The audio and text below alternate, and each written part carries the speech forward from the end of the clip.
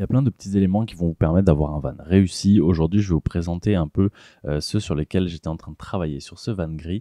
Donc, vous voyez, c'est vraiment l'état du véhicule comme je l'ai acheté. Donc, il y avait ces espèces de lattes en bois pas ouf qui étaient montées. Et là, on va faire une préparation de malade puisque le but, c'est de poser toute une isolation, un plafond en lambris avec des belles lattes de bois.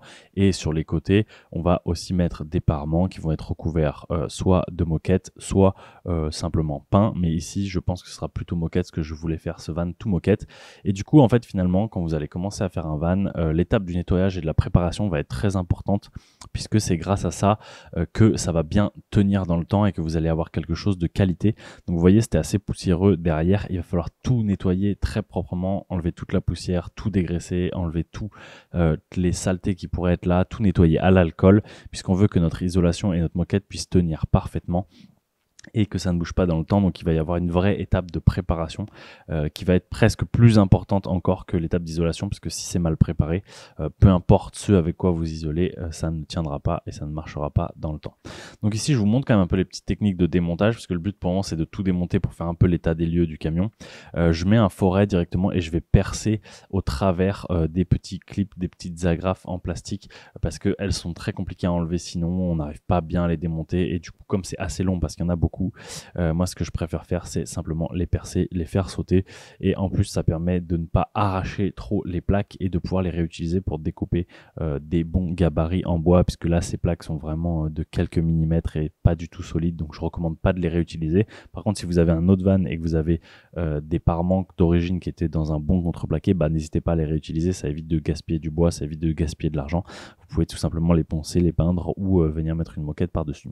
Alors ici, petit détail important, je viens toujours retirer les lumières d'origine que je vais garder et je les replacerai dans le plafond, parce que je trouve ça très pratique d'avoir les lumières qui s'ouvrent quand on ouvre une porte. Donc je vois pas d'intérêt de pas refaire des emplacements dans notre plafond après, mais du coup il faut les retirer progressivement et correctement sans les abîmer. Et puis on va pouvoir retirer tout le plafond. Alors attention à pas tout vous prendre sur la tête, c'est plus lourd que ça y paraît, et comme c'est des grandes plaques, on peut un peu se faire mal ou on peut un peu se taper quand elles tombent. Donc vous venez retirer tout ça, et là vous voyez, on va trouver la carrosserie nue du camion quasiment partout. Et on va pouvoir venir placer nos supports au plafond. Alors ça, c'est une petite technique que j'ai créée parce que je trouvais pas de vraies bonnes solutions qui permettent de manière assez simple de venir fixer un plafond en bois sans perdre trop de hauteur.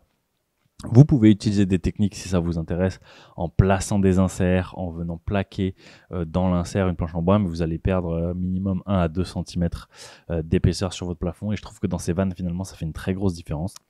Donc moi j'opte pour quelque chose d'un petit peu différent, qui n'est pas la technique la plus parfaite, mais qui est clairement la plus simple et qui vous permettra d'avoir des super finitions et d'avoir vraiment le maximum d'espace. Donc on va prendre des tasseaux comme vous avez vu qu'on va couper, et on va venir les coller en ajoutant simplement une vis ou parfois deux sur ces tasseaux là. La vis elle est surtout là pour maintenir après le collage, parce que ce mastic structurel vient coller vraiment très très fort.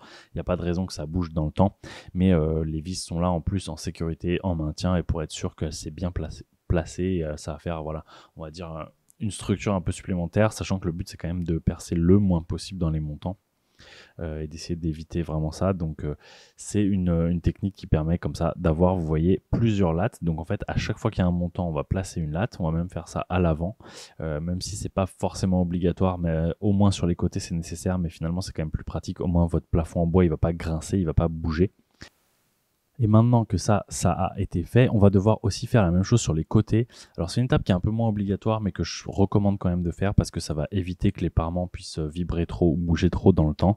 Et le but ici, c'est d'avoir deux renforts simples dans lesquels on pourra visser notre parement, parce que vous voyez sur le côté, il n'y a pas d'endroit où on pourrait visser dans de la tôle au milieu. Donc j'ai rajouté ces deux lattes en bois ici pour pouvoir fixer tout ça.